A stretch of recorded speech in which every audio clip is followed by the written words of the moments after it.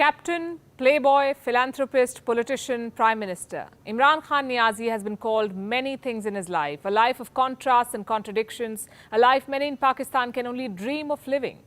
In the next 10 minutes, we look at the making of this man, his many avatars, many controversies, and the many reasons behind his downfall. Hello and welcome to Gravitas Plus. I'm Palki Sharma Upadhyay. This story begins in October 1952, 5 years after Pakistan's inception. Imran Khan was born to an upper middle-class family in Lahore. The exact date of his birth remains a mystery. His father was Ikram Ullah Khan Niazi, an ethnic Pashtun from the Niazi tribe. During the British Raj, he pushed for independence. His friends described him as fiercely anti-colonial. Post-independence, he took up a job at Pakistan's Public Works Department and used his wealth to set up many charities across the country. Imran Khan's mother was Shaukat Khanum, an ethnic Pashtun from the Burki tribe. She was born in India's Jalandhar district to a family of proficient cricketers. She later migrated to Lahore. Imran Khan was their only son, with 4 sisters: Rubina Khanum, a former official at the United Nations; Alima Khanum, an entrepreneur; Uzma Khanum, a surgeon; and Rani Khanum, a philanthropist. Imran Khan grew up with his sisters in a relatively affluent and secure environment. His story is not one of rags to riches, but of privilege and opportunity. He spent the first 17 years of his life in Lahore's prestigious Atchison College, an all-boys school founded by the British in 1868. He then went to the Royal Grammar School in England's Worcester. And finally, the Cable College at the University of Oxford, where he studied philosophy, politics and economics. Interestingly, Benazir Bhutto, another former Pakistani prime minister, was also a student at Oxford at the same time. Author Christopher Stanford says the two were even romantically involved for some time. He says that Bhutto was the first one to call Imran Khan the Lion of Lahore. It was during his days in England that Imran Khan got noticed for his cricketing talent. He played county cricket for Worcestershire and also represented the Oxford Blues cricket team. In 1976, he returned to Pakistan and was part of their national team. He was talented indeed, but some say he got selected. Even then, 2 of his maternal cousins, Majid Khan and Javed Burki, had been captains of the same team. Reports say they may have helped him, a gesture he returned by dropping Majid Khan from the team when he became captain. The two did not speak for years, apparently reconciled only after Imran Khan entered politics. By the late 1970s, Imran Khan had become a star, a cricketing sensation, one of the best bowlers in the world, a pioneer in the reverse swing technique. Off-field, he was as much a swinger, a man about town, both in London and Lahore. He led a brazenly modern life, partied just as hard as he played cricket. The Western press called him an aristocratic playboy, someone who came from an Islamic country but had nothing remotely Islamic about him. He would chase supermodels in London's nightclubs, pose lounging on his bed in satin night suits, and get clicked shirtless on beaches with women described as mysterious blondes. His affairs were no mystery, though. Throughout the 1980s, he was linked to scores of women, some of whom he also admitted to have dated. The last one, Sita White, is said to have had a love child with Imran Khan. Not making this up, in 1997, she filed a paternity suit. She said that Khan was the father of a daughter born out of wedlock. The same year, a California court ruled in her favor. Imran Khan denied these allegations, but several years later, he said he was willing to take the child's custody. There are pictures of her with Imran Khan's 2 sons, which brings us to his marriages. Very interestingly, for the first 42 years of his life, Imran Khan was a bachelor. In the next 25 years, he married thrice. In 1995, he married 21-year-old Jemima Goldsmith, a British socialite, daughter of Sir James Goldsmith, a successful financier and politician. In 2004, they got divorced because Jemima could not adapt to life in Pakistan.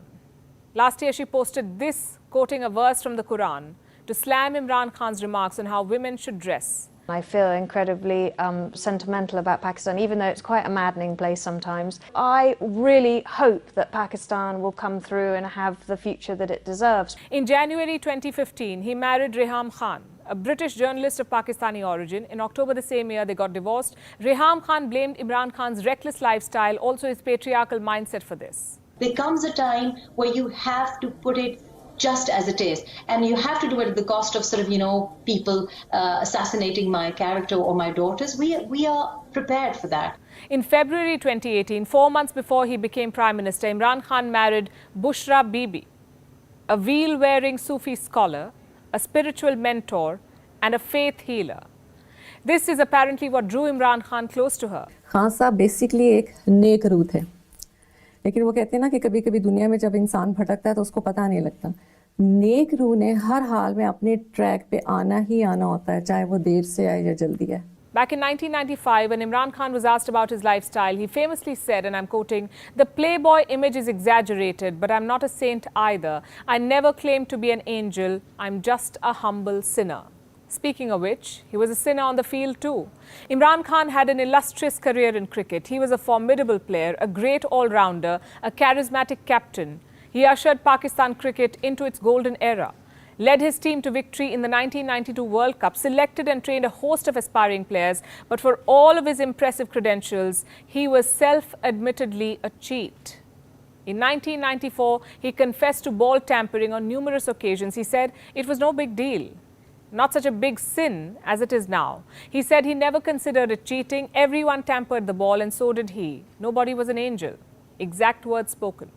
Although he did try to project himself as one after retirement.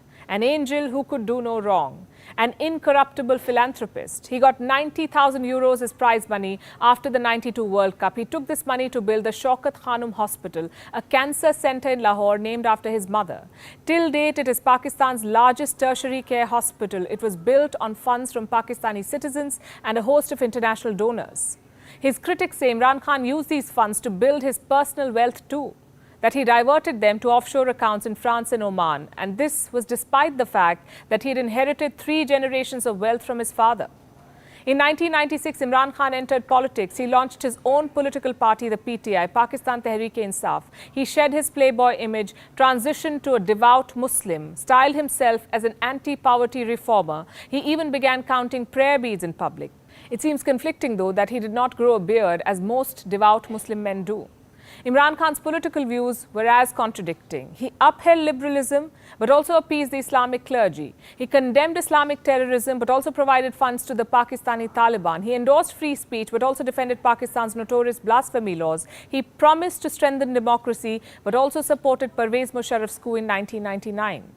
Imran Khan's critics often said that he should be given the Goebbels Award for all the U-turns and lies he delivered with confidence. But the people of Pakistan, it seems, could not care less. They saw no difference in his words and actions. In 2002, they elected him to Pakistan's National Assembly, post which there was no stopping Imran Khan. He embarked on dharna politics. He campaigned vocally against corruption, promised to put an end to dynastic politics and raise a whole new class of clean politicians. The promises clicked with his supporters, especially the urban middle class and young, people who were tired of Pakistan's never-ending slide into Stone Age. Imran Khan capitalized on this wave of disillusionment, eventually became the Prime Minister of Pakistan in 2018.